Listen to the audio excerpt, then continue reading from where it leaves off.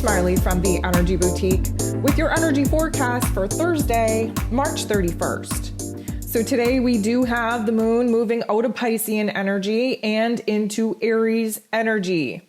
Now, the Piscean energy has been very deep. It's been very revealing. It's been very heavy. It's also been very karmically releasing.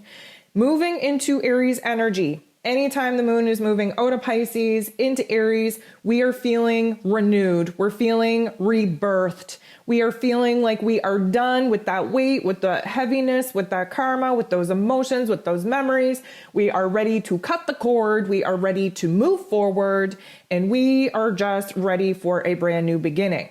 Now, we are very much in the new moon window. We have the new moon taking place here tomorrow on Friday and on the very first day of April. So definitely stay tuned for all of that jazz. It's definitely going to be a huge energetic shift that we are going to feel right out of the gate. But as we know, the day before any kind of moon event, any kind of planetary movement, we are wrapping up some very intense thoughts and emotions and actions. And again, in the new moon energy, this is about us sitting in the darkness. This is about there being no illuminating light in the night sky. We have to sit with our thoughts, with our memories, with our feelings in order to figure out what it is that we are moving away from, what it is we never want to experience ever again. And of course, from that, create a framework on the new intentions that we will be setting under the new moon energy. So we will have the moon go void, of course, around 2:38 a.m., again, Eastern Standard Time, and we'll be locking into Aries energy 5:32 a.m. There are 7 different aspects taking place today. 6 of them involve the moon. So right out of the gate, before the moon even goes void, of course, while it's still in Piscean energy, we have the moon semi-squaring Uranus. So the moon and Uranus, they are both, we have the moon in Pisces, Uranian energy is in Taurus.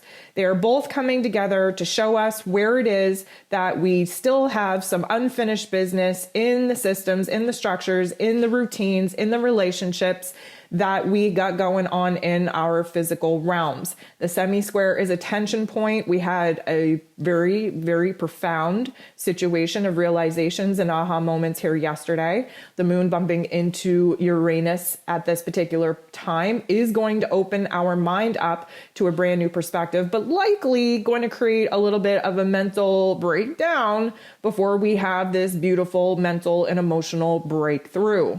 The moon, while still in Pisces, is going to sextile Pluto. A sextile is a good energy, a good vibe. Pluto, of course, the great transformer, trying to show us where it is that the divinely scripted events that caused us pain, that caused us trauma, that caused us suffering, were divinely scripted to push us into our power. And so we have to understand here that a sextile is a good energy. It means that we're blending these realizations together in our heart, in our head. When the Plutonian energy that rules over the deep psychological memories that continuously activate our heart space, that constantly dictate the perception and the inner narrative of our external realm. When Pluto comes out to play, we are having a profound shift in the way that we see the past, in the way that we're going to currently stand in the present, so that we can now have a different outlook for the future. So this is a good energy. This suggests that we are kind of coming to some kind of aha moment, some kind of epiphany, some kind of peace within the tough love life lessons that we all just went through, especially in Pisces season.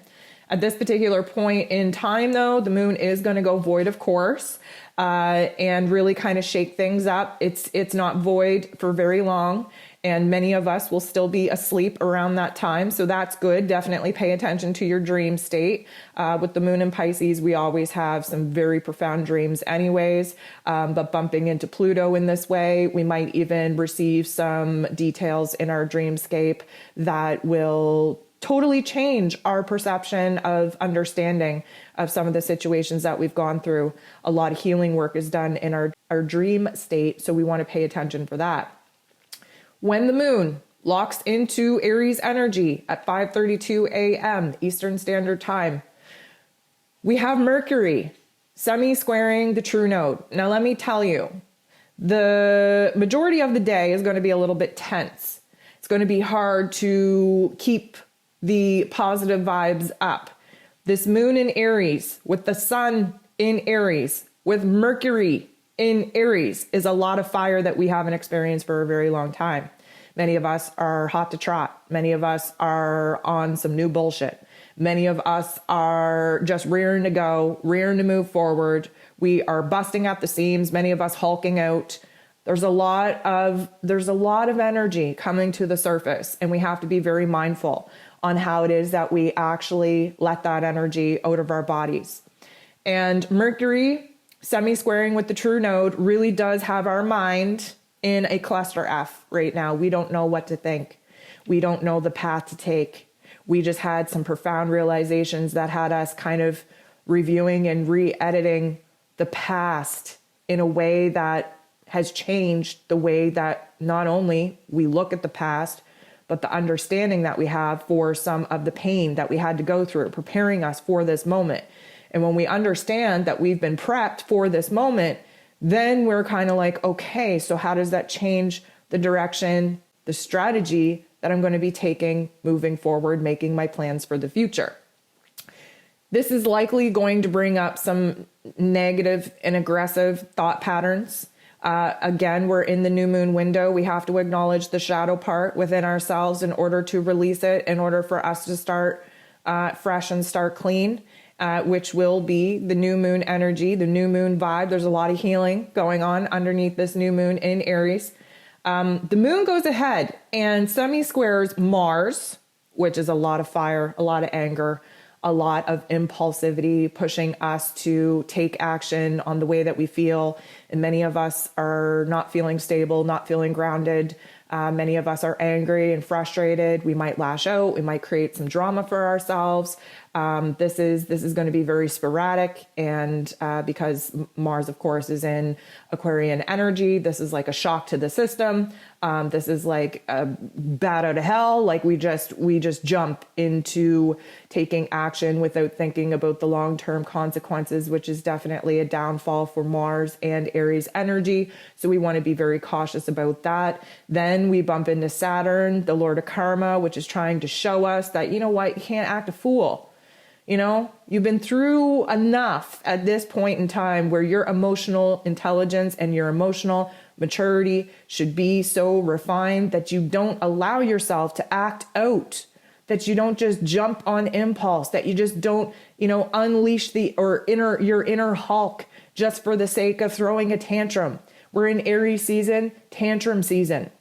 We would like to avoid throwing tantrums, especially because Saturn, who rules over long-term consequences, I mean, are we really, really not going to think about how lashing out, speaking out of turn, acting on impulse, how that isn't going to have an effect on us moving forward in a futuristic sense? Like, are we not willing to think about the consequences of our behavior? We should be better by now. If you are acting out, acting on impulse, lashing out, projecting your hurt onto other people, you're operating from ego, and you should really be operating as the observer as of this point.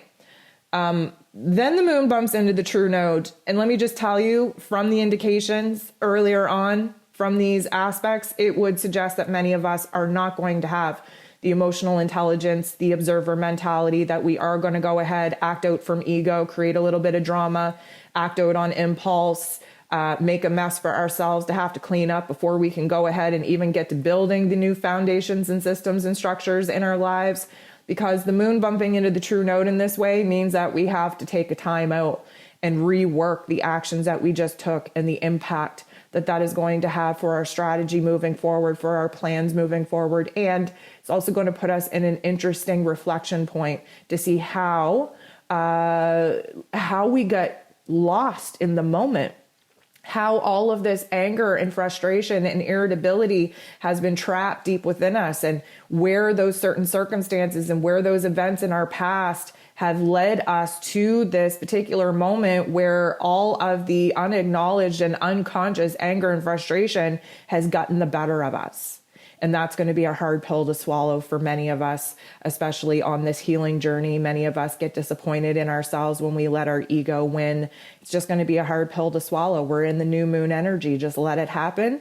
Learn from it. Once you know better, you can do better. And then, of course, we can let those attachments, let that funk be burned away under the new moon energy, cleansing us, cleaning the slate for a brand new beginning with that wisdom, with that knowledge that we will be the observer the next time we find ourselves in those situations again, so that we don't act out of ego, we don't create more of drama for ourselves, and that we can keep our head and heart together.